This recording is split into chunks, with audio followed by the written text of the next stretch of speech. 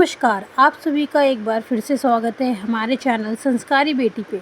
श्री विष्णु पुराण के अनुसार श्रद्धा भाव से तपस्या का उपवास रखने से पितृगण ही नहीं बल्कि श्री ब्रह्मा, इंद्र, रुद्र, अश्विनी कुमार, सूर्य, अग्नि, वसु, वायु, देव, ऋषि, मुनि, मनुष्य, पशु, पक्षी, सरीसृप आदि समस्त भूत प्राणी भी तृप्त होकर प्रसन्न रहते हैं। महाभारत काल से ही अमावस्या पर तीर्थ स्थलों में पिंडदान करने का विशेष महत्व है। हर महीने में अमावस्या होती है और इस तिथि पर पितरों के नियमित श्राद्ध, तर्पण, पिंडदान आदि कार्य किए जाते हैं। यदि सामर्थ्य हो तो उपवास रखकर व्रत की कथा भी पढ़ी या सुनी जाती है, क्योंकि अमावस्या के दिन जिस घर में अमावस्या की कथा पढ़ी जाती है उस घर में पितृगण भी सदैव तृप्त रहते हैं। सनातन धर्म में पूजा पाठ के लिए आषाढ़ माह को बहुत ही शुभ और महत्वपूर्ण माना जाता है। इस महीने में आने वाली अमावस्या को आषाढ़ अमावस्या कहते हैं। आषाढ़ अमावस्या पितरों की तर्पण के लिए ही नहीं बल्कि किसानों के लिए भी बहुत ही खास मानी जाती है। इस दिन नदी में स्नान करके पितरों की पूजा करनी चाहिए। इसके अलावा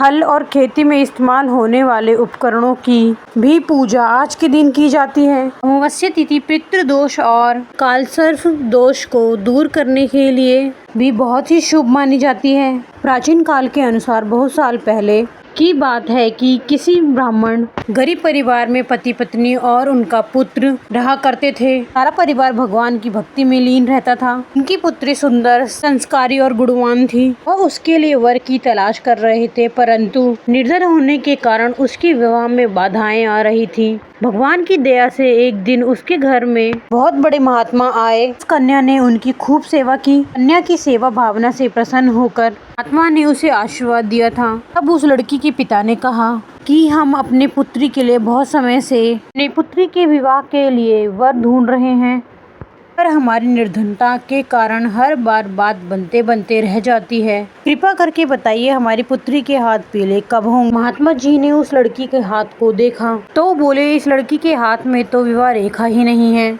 यह बात सुनते ही ब्राह्मण तो बड़े उदास हो गए और फिर बोले, क्षमा करना महात्मा जी, मैं आपके कहने का अर्थ नहीं समझ पाया। महात्मा जी ने फिर से कहा, हमारी पुत्री के भाग में विवाह का सुख नहीं लिखा है। महात्मा के ऐसे वचन सुनकर वह ब्राह्मण दंपति रोते रोते महात्मा जी के चरणों में गिर पड़े और उनसे इस समस्या का समाधान बताने के लिए विनती की।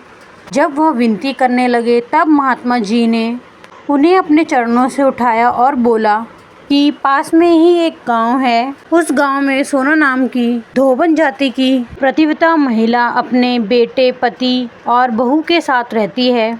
वह एक महान प्रतिव्रता स्त्री है। यदि आपकी पुत्री उसे अपने सेवा से प्रसन्न कर ले और आशीर्वाद स्वरूप उससे उसकी मांग का सिंदूर ले ले, तभी इस लड़की का विवाह संभव है। ऐसा करने से इसे अमोघ सुहाग भाग्य की प्राप्ति भी होगी।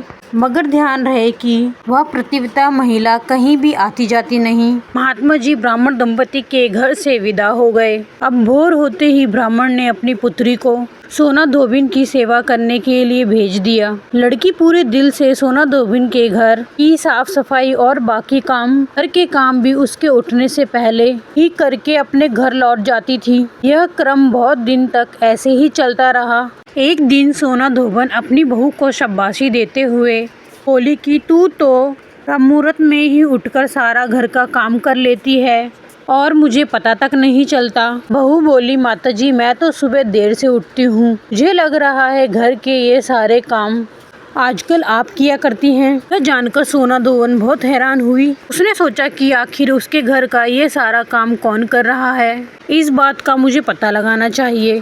तब अगले दिन भोर होते ही सास बहू उठकर घर में एक कोने में बैठ गईं और कोने में छुपकर निगरानी रखने लगी कि कौन है जो ब्रह्म मुहूर्त में सारा काम करके चला जाता है। उधर अपने निर्धारित समय पर ब्राह्मण की पुत्री आई और मुख से भजन करते करते घर का सारा काम पूरा होने पर जब वह वहां से जाने लगी तो धोबन ने उसे पकड़ लिया। उसके सामने आकर उससे पूछा कि तुम कौन हो बेटी और इस तरह छुपकर मेरे घर का काम क्यों कर रही हो। ब्राह्मण पुत्री ने उसे महात्मा द्वारा कही हुई सारी बात बताई। सोना धोबन पवित्रता होने के साथ साथ उदार दिल की भी थी।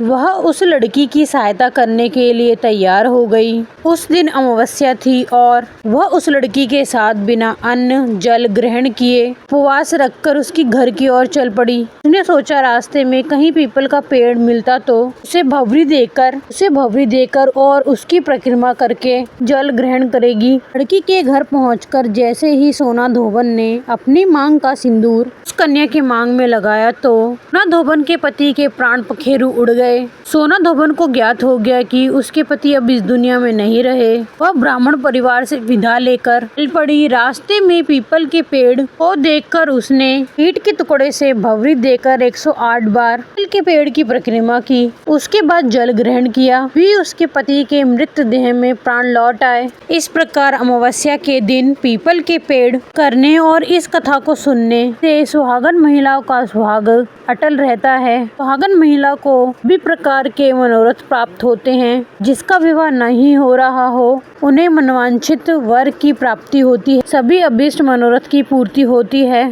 साथ साथ ऐसे भक्त के घर में धन अनाज सुख समृद्धि के भंडार भी भरे रहते हैं। अमावस्या के दिन विवाह संबंधित परेशानियों के किसी धोबी परिवार को कुछ भेंट दक्षिणा इत्यादि देने का भी विधान है। यह थी अमावस्या व्रत कथा। गरुड़ पुराण के कथा के अनुसार एक ऋषि के श्राप के कारण राजा परीक्षित को तक्ष नाग ने काट लिया था और रास्ते में उन्हें कश्यप ऋषि मिले। तक्ष नाग ने अपना वेश बदलकर ब्राह्मण वेशधारी ऋषि से पूछा कि वे इतनी जल्दी व्याकुलता से कहाँ जा रहे हैं। तब उन्होंने बताया कि तक्ष नाग ने महाराजा को काट लिया है। उस जहर के प्रभाव को दूर करके उन्हें फिर से नया जीवन देंगे।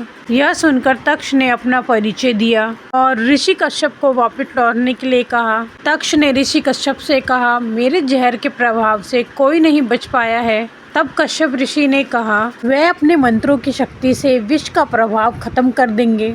इसके बाद तक्ष ने मुनि से कहा, यदि ऐसी बात है तो तुम इस वृक्ष को हरा भरा कर सकते हो। तब तक्ष ने वृक्ष को जलाकर भस्म कर दिया। फिर महर्षि कश्यप ने की राख पर अपना मंत्र चलाया। देखते ही देखते उस राख में से नई कोपले फूट पड़ी और देखते ही देखते वो वृक्ष फिर से हरा भरा हो गया। ऋषि कश्यप के इस चमत्कार से आश्चर्यचकित तक्ष ने पूछा, आप किस कारण से राजा का भला करना चाहते हैं। तब ऋषि कश्यप ने कहा कि उसे वहाँ से बड़ी मात्रा में धन प्राप्त मिलेगा। तब तक्ष ने एक उपाय निकाला और उन्हें उनकी आशा से अधिक धन देकर वापस भेज दिया। गरुड़ पुराण के अनुसार गरुड़ पुराण सुनने के बाद ही कश्यप ऋषि का ये प्रभाव और शक्ति और भी अधिक बढ़ गई। कथा सुनने के बाद पितृ चालीसा का पाठ भी अवश्य सुनना चाहिए और पितृ चालीसा पाठ को अपने पितरों को अर्पण कर देना चाहिए। ऐसा करने से भी पितृ संतुष्ट रहते हैं। ऐसा करने से सभी पितृ संतुष्ट रहते हैं और अपने परिवारजनों को आशीर्वाद देते हैं। धन्यवाद। आपको ये जानकारी कैसी लगी कृपया कमेंट करके बताएं और हमारे चैनल संस्कारी बेटी को लाइक एंड सब्सक्राइब करें। धन्यवाद। ओम नमः शिवाय।